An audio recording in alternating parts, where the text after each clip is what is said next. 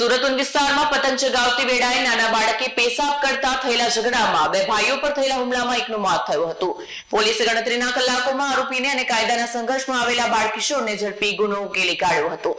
સુરત વિસ્તારમાં પતંગ ચગાવતા સમયે એક નાના બાળકે પેશાબ કરવા મામલે બે ભાઈઓ પર હુમલો કર્યો, જેમાં એક ભાઈની ઘટના સ્થળે જ મોત થયું, જ્યારે બીજાને ઈજાઓ પહોંચતા સારવાર માટે ખસેડવામાં આવ્યો।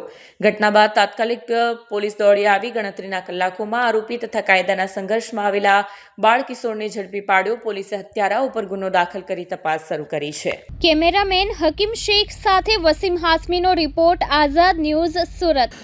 ગઈ તારીખ 2/1/2026 રોજ ભેસ્તાન તિરુપતિનગર બજરંગી બિલ્ડિંગ છે, કાલી પીચ રેલવે ફાટક પાસે આવેલી છે।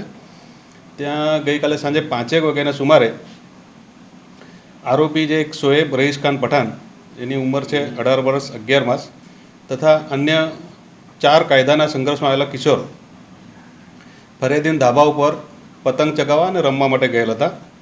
તે વખતે એક કાયદામાં સંઘર્ષમાં આવેલ બાળકે ફરિયાદીના પાણીના કેન પર પેશાબ કરતા ફરિયાદી તથા અન્ય એક ભોગ બનનાર છે એનો જેઠ પતિ તથા મરણજન એનો દિયર જોડે આ કાયદાના સંઘર્ષમાં બાળકોનું તથા મુખ્ય આરોપી શોએબનો ઝઘડો થયેલો।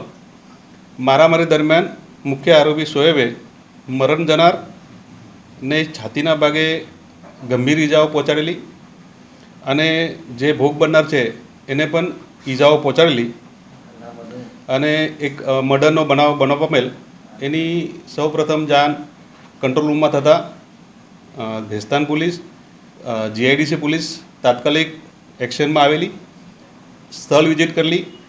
મેં પણ જાતે સ્થળ વિઝિટ કરેલી સાંજે, અને ફરિયાદીની ફરિયાદ લઈ કાયદેસરની કાર્યવાહી કરી આજે મુખ્ય આરોપી છે શોએબ તથા અન્ય જે કાયદાના સંઘર્ષ બાળકોને ડિટેન કરવામાં આવેલ છે અને તેવી વિરુદ્ધમાં કાયદેસરની કાર્યવાહી હાથ ધરવામાં આવેલ છે।